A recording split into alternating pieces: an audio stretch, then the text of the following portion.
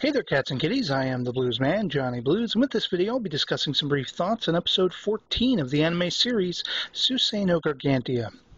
Now, I have to say from the get-go, I was very pleasantly surprised that there was more of Gargantia to be had, and this episode didn't disappoint insofar as meeting, in my mind, that same combination of charm, intrigue, and likability. Taking place, I'd have to guess, sometime before the finale of the series proper, as signified by the existence of Chamber, Leto's machine caliber at the very least. Herein we begin by observing Amy and her fellow package deliverers giving what amounts to a tutorial for the younger, newer potential recruits to undertake such endeavors, delivering all manner of packages and items, from correspondence to necessary machine parts.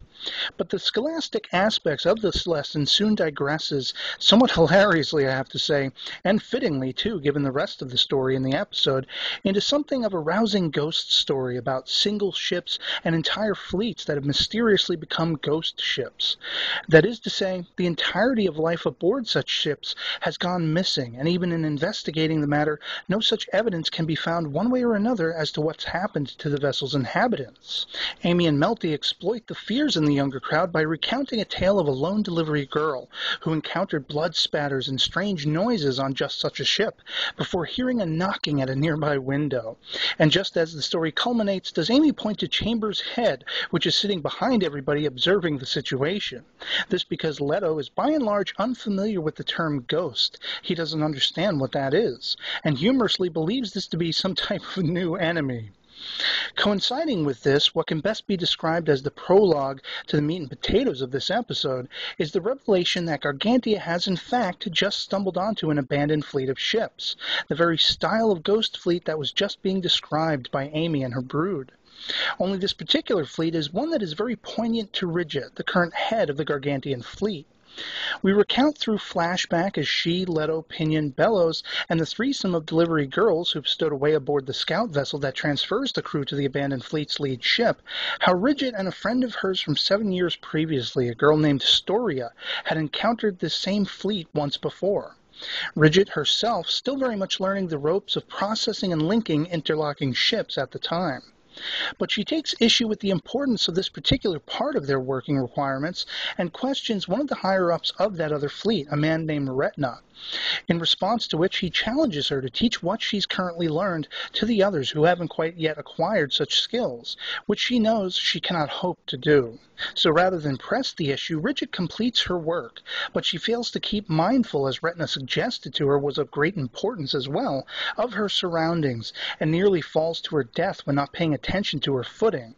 Retna snaps to relatively quickly and manages to catch her, after which they both go for a tumble over the side of the deck, landing on the one below, which snaps his ankle. Yet does he simply smile at her and just wishes to know that she's the one who's okay. It would be somewhat easy to see why, then, Retna is a man who comes under the affections of both Ridget and Storia. But as to which of the two make any headway with him, it's Storia he asks to come over to his fleet and travel with him. This after Ridget attempted to visit him in the sickbay and becoming further enamored by his great technical and inventing prowess, as he'd managed to construct from scratch an ancient and working camera. Storia and Ridget have a somewhat teary-eyed confrontation after this, wherein Storia seeks advice about whether or not she should go with Retna. And to my personal surprise, Ridget is adamant that she should, if she truly loves him, which Storia reluctantly, for the sake of not wanting to hurt Ridget, nods that she does. And so Storia and Retna wave their goodbyes, and Ridget continues to live her life. But the mystery of what happened to her old friends still haunts her, until finally Pinion, who up until that point has been focused on trying to scare Leto and Amy, finds evidence caked on the inside of the main power hub of the abandoned ship that suggests lightning bugs have gotten inside and crystallized the entire thing, making it unworkable, and that the ship's inhabitants likely left it for one or more of the smaller vessels in the fleet that still remained functioning. The team from Gargantia largely came over to this ship looking for answers, and if possible to find spoils to take away. But in the end, as suggested by Bellows, the only one to walk away with any spoils of a sort was Ridget, who gained a better appreciation for what her life was here and now, rather than continuing to wonder about what might have been. It's a lesson in life we all face, some of us time and time again, and for that I commend this episode. Not only because style and substance are equally matched in this series, but also for giving us a deeper look into the life of one of the background characters that I'd really hoped we'd get to better know, and making such revelations about her as meaningful as they turned out to be. And so that'll be pretty much it for me on this one. I'd love to hear from you guys in the comments below what you thought of this episode if you've seen it. Are you happy to see more of Gargantia coming our way? And otherwise, I hope you're all doing well, and I'll catch you later. Peace.